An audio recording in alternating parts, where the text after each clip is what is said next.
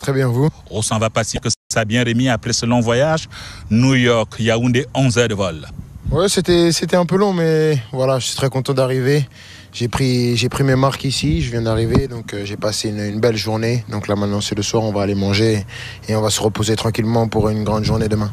Il y a la folie Mbappé qui s'est emparée de la ville de Yaoundé et même de tout le Cameroun à travers les réseaux sociaux. Est-ce que vous étiez conscient de cette attente que les Camerounais avaient vis-à-vis de l'enfant de Bondy qui revient sur ses terres d'origine? Un peu, mais c'est sûr qu'on est toujours surpris, agréablement surpris, que dès l'aéroport, dès que je descends de l'avion, voilà, tous ces gens sont là pour me gratifier leur amour et leur affection. C'est toujours un plaisir de revenir ici. Et j'ai passé une première journée formidable. Je suis parti voir les enfants, j'ai pu jouer avec eux, je suis venu ici au village. On a fait pas mal de choses déjà et demain on va faire encore pas mal de choses, donc je suis très content. Alors, vos premiers sentiments depuis votre arrivée au pays des Lions indomptables, pays d'origine du papa, surpris par l'enthousiasme des Camerounais? Ouais, surpris. C'est vrai que les gens m'aiment beaucoup ici. C'est vraiment un plaisir de recevoir tout cet amour et de voir la fierté des gens dans leurs regards, dans leurs paroles. C'est vraiment un plaisir. J'ai pu échanger avec pas mal d'entre eux, donc c'est vraiment un grand honneur pour moi de pouvoir venir ici. Un mot ou deux sur les raisons de votre séjour ici au Cameroun. On sait votre emploi du temps fort chargé. Il y a bien sûr les compétitions des clubs. Il y a eu la sélection nationale. Vous devez renfiler le bleu de chauffe. Le 17, un timing serré. Qu'est-ce qui justifie que malgré ce timing serré, vous ayez jugé quand même utile de faire un détour ici au Cameroun? Moi déjà je pense qu'avant tout, il y a un plaisir personnel de venir, de passer du bon temps.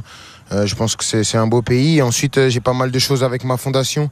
On est venu ici, on est déjà parti dans les écoles des sourds et muets. On a fait pas mal de choses avec ma fondation, donc on est venu aussi pour ça aussi.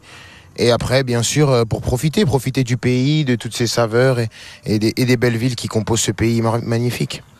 On connaît Kylian le sportif, le fabuleux joueur, peut-être la nouvelle vedette du football mondial. Mais là, on découvre un Kylian humaniste. Qu'est-ce qui vous pousse à sortir du champ sportif? On a visité cette école. L'émotion était assez vive de vous voir comme ça, apporter votre brin de solidarité. Oui, bien sûr. Je pense que je le fais déjà beaucoup quand je suis en France, mais c'est important de le faire aussi ici aussi. Voilà, dans le pays de mes origines. Donc c'est important de venir, que les gens sentent que je suis réel, que j'existe, que je suis pas juste quelqu'un qu'on voit à la télé ou qu'on voit en photo. Donc c'est pour ça que ça fait plaisir d'être au contact des gens, de voir les enfants, de pouvoir jouer avec eux. C'est vraiment un plaisir pour moi. Alors Kylian, vous êtes capitaine de l'équipe de France, récent capitaine de l'équipe de France depuis la sortie de Loris, et beaucoup de Camerounais se mettent à rêver, à imaginer d'un Cameroun-France ici au Cameroun, pas en comptant bien sûr sur vos contre-gens.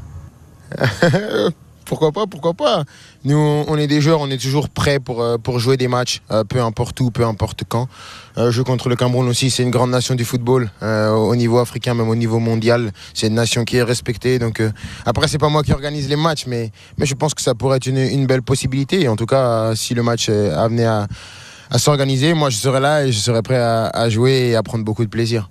Last but not least, Antoine Mavougra, pas tout comme la maman, on avait prévu 3 questions, mais une dernière question, on va parler de votre trajectoire. On sait que c'est un enfant de Bondy qui est parti comme ça, qui a fait ses classes du côté de Monaco et qui est apparu du côté du PSG. C'est une trajectoire exceptionnelle. Vous avez cru à un moment donné que Kylian pouvait être sur le toit du football mondial?